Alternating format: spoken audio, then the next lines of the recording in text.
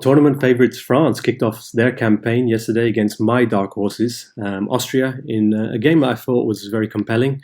Austria arrived in the exact way that I would expect a team with Ralf Rangnick as their leader to set up. So somebody with a really clear game plan, high energy, high intensity, pressing, flexibility in the way they play, but a clear structure underpinning all of that. So ready to rock from the very first whistle. France is always France, there or thereabouts. But I found them a little bit less conservative than Deschamps normally sets up. So let's take a look at both teams and talk about a little bit how it played out and a bit of background on both of them. So if we start with our friends in Austria first, then most people will know Ralf Rangnick as somebody who spent some time at Man United. I think he was there for around 6 months, trying to troubleshoot a little bit or be a bit of a stopgap in terms of a manager position, but with the promise that potentially he could be there longer as some sort of technical consultant. So it didn't really play out in that way, but nonetheless, he arrived. He did his own sort of audit. Took some considerations in terms of how to get this club back on track. What does it take? What is the time span that we're talking about? He basically said very clearly that this club needs open heart surgery. That's something he proclaimed quite boldly in a press conference, and that's a statement from somebody who knows exactly what they're talking about, who's been there, done that, built clubs. Essentially, they know the effort it takes and what it means from bringing players in, but also taking players out, and therefore the amount of transfer windows you'll need. Especially taking into account a big organization and club like Manchester United. So after Manchester United, he was looking for another challenge, and Austria seemed to be one that appealed to him. And he must clearly believe in the project that he's in. Bayern Munich also approached him some weeks ago before bringing Vincent Kompany on board, and he turned them down. I think mainly for the consideration of what's possible with the Austrian team. So that for me is also a recognition of what he can bring, especially with Bayern looking to sort of reboot a little bit as well. To identify Ralf as an ideal candidate is definitely credential for him in terms of his reputation. So in general, his style of play, like we mentioned, the Red Bull way is pretty. It's got its own distinct flavor. Starting off with the Red Bull Salzburg and also moving on then to RB Leipzig. But both teams in general are there to promote younger players at the heart of their philosophy, and plays in a very aggressive, offensive, pressing, high intensity style of play. Looks to have a lot of flexibility in terms of the way that the players are on the pitch, but there is always a type of structure underpinning it all. So yeah, it's something that's also inspired a lot of other coaches. They talk about him very often, whether it's Klopp or Tuchel, etc. So yeah, you do hear the terminology Godfather, Gegenpressing Godfather, and it's not wholly inaccurate. So yeah, yesterday, if we take a look quickly at the team and the way that they played out. So firstly, up front is where they mainly have most of their problems. So they have a striker called Grigoric, who normally plays at Freiburg, big guy, but not exactly a prolific goal scorer. Physical, so he has assets in terms of maybe being a nuisance and holding up the play that then allows the other members of the team to get involved. But it's not someone that you can count on for consistent goal scoring. Arnautovic is also another one. Of course, he's been in and out for quite some time on the European scene, currently at Inter Milan, but definitely very far past his best. So it's a bit of a black hole, and the way that Rangnick sees it, he looks towards his midfield to become a lot more aggressive in terms of trying to bridge that gap. So he's lucky for him that the three players he has in midfield are either current or former Red Bull players. So tailor-made to understanding his instructions and the style that he demands. If we start with each of them, we'll go through Christoph Baumgartner as the first one, somebody who's currently at RB Leipzig at the moment. Didn't have a stellar season last year, but has played quite an important role for Austria in the lead-up, in qualification, in some of the friendlies as well prior to the tournament. Yesterday, also looking to make that mark when he had a chance going through on goal, as he should have. Looking at the way that he's done things in some of his goal scoring exploits in the past, he was through, made a bad contact, and that was a golden chance while it was still 0-0.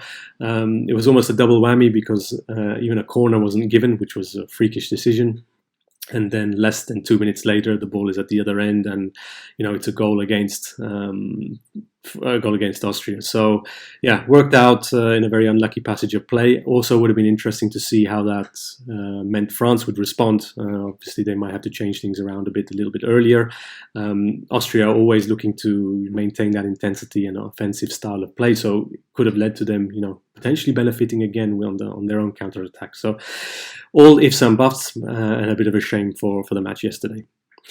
Alongside Christophe, you have Sabitzer, who is somebody also who spent a little bit of time at Man United. So he was a former captain at RB Leipzig, looked again for a new challenge and trophies, etc. So made the move to Bayern Munich, as you see, very often in the Bundesliga. Found in general he wasn't playing as long as he would like to. So there was a little period at Man United before making the move across to Dortmund, and was part of the team that, of course, took Dortmund to the finals of the Champions League this season. So, definite experience at the highest level, great asset, and a real leader within the dressing room as well. So, great character to have. And another great character, somewhat similar in lines, alongside them as a third member, is Konrad Laimer, someone I have a great admiration for as a player. I think his reading of the play and general game IQ is extremely high. He's also spent time as RB Leipzig captain, made the move to Bayern last year, found that he wasn't playing as much as he would like to. And so it will be interesting to see what Vincent Kompany, when he comes in, has planned for him. Essentially, he could be on the market as well if you give it another season or 6 months or another season. So definitely somebody I would snap up or have on my radar if I was in a top European club for that European experience and central midfield leadership type role.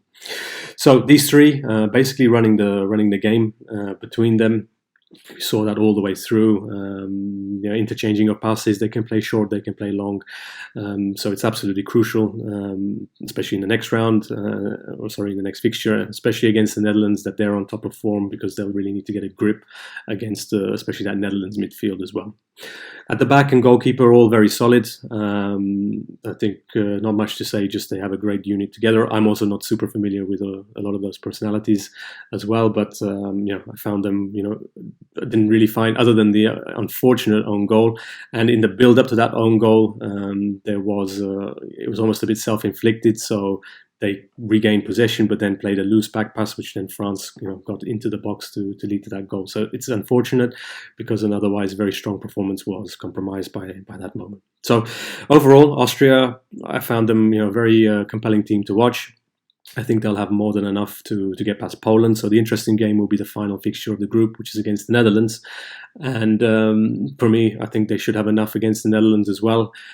Personally, when I've watched the Netherlands over the last couple of years, I don't think I've seen them play particularly well, or definitely not get any results against any top teams. So as soon as they played a Germany or a France or I think Croatia a couple of times, there might have been even an Argentina, never have they even come away with a draw.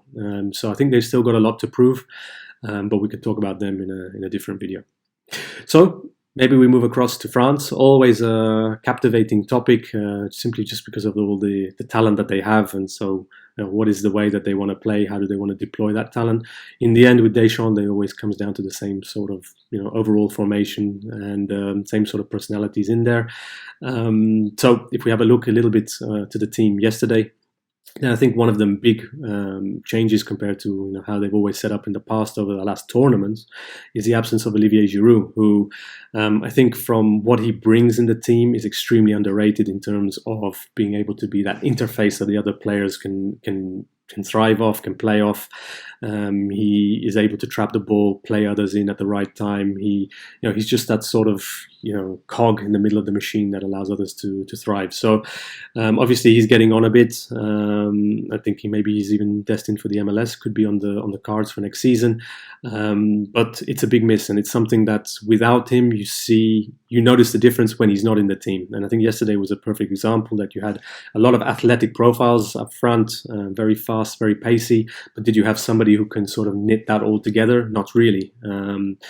We know that Griezmann is the man to do that, or is what Deschamps thinks is the man to do that. But normally in the past, you've normally had Giroud and Griezmann playing off each other. If you take, I think, the final of the World Cup as well as one of the examples, you had Giroud, Griezmann, Mbappe, etc., all coming together.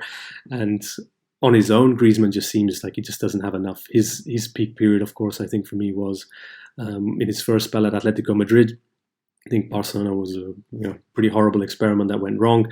And at the moment now, when he's sort of on his own and he's looking to be that one that can play the final pass, it just seems off the pace. He seems that the play is going on around him and he just can't keep up. So it's something that's going to be a big consideration, especially from the fact that if he doesn't play that role, then there's a big question mark on who does. The squad itself actually doesn't seem that that padded. So does it mean a Giroud coming back in, or does it mean maybe you swap it, but you don't have a direct replacement other than those two profiles to do that? So interesting one in terms of what they do with Antoine Griezmann. Behind him in midfield, N'Golo Kante is back. I was thinking, do they really need him, or can they not do it with a younger French player? But yesterday his engine was pretty much on fire, putting out, sniffing out all the danger across the field. So he seems to be there with that laser-minded focus in terms of doing a specific job and doing it very well. But the one disappointment that we had was Rabiot, who's somebody at Juventus I thought had very high hopes for. I thought, this is a guy who reads the play very well, has a great range of passing, seems to be tailor-made for a very technical team. But so far, I think he's been a bit underwhelming at PSG, and definitely yesterday he was completely absent. So I was even looking for him. I was saying, is he playing? Has he had a haircut or something? And just didn't see him anywhere. So that was actually a real disappointment. Whilst we finish off with the offensive unit, Dembele is another one similar to Rabiot. So I haven't watched PSG very much, but it doesn't seem that he's really kicked on from his days firstly at Dortmund before he went to Barcelona for an extraordinary amount. It was maybe 98 million or something, which is one of those transfers that got them into big financial trouble since then. Very much a hit and run player, so yeah, it can be very interesting on a counter-attacking basis, but just in general build-up of play and effectiveness, it just seems like a very one-dimensional player. So we'll see how that plays out as well as we go forward. Backline, don't have too much to comment on it. I think Saliba has continued his red-hot form, which is not form for me. It's really, it's his class in terms of the way he plays. That composure he has is just phenomenal. So as one of the top, if not the top European central defender, probably will be for the next 10 years as well. But alongside him is somebody who does make me nervous most of the time, which is Upamecano, former Salzburg Red Bull before going to Bayern Munich. Surprise, surprise. And somebody who really relies on his athletic ability a lot rather than reading of the play, being proactive in snuffing out the danger. So somebody that's it's all about recovery. Saliba will have to stay on his toes in order to make sure that he can snuff out the danger. But if there is a weakness in that backline, then it's definitely him. So a few things to watch out for and how that evolves. So Upamecano will be a bit of a danger. Griezmann and Rabiot, how that plays out. And Dembele always looks a little bit, one-dimensional. He could be one that is swapped out or is one of the first type of substitutes when they're made in a match. Voilà, I think it'll be interesting to follow up on how Mbappe is looking with his potential injury. That could mean him missing a game or at least playing with some severe, restrictions in terms of just feeling good on the pitch as well. So we'll see how that plays out. And more to follow. Please subscribe and like if you want to keep up to date with the updates. Ciao.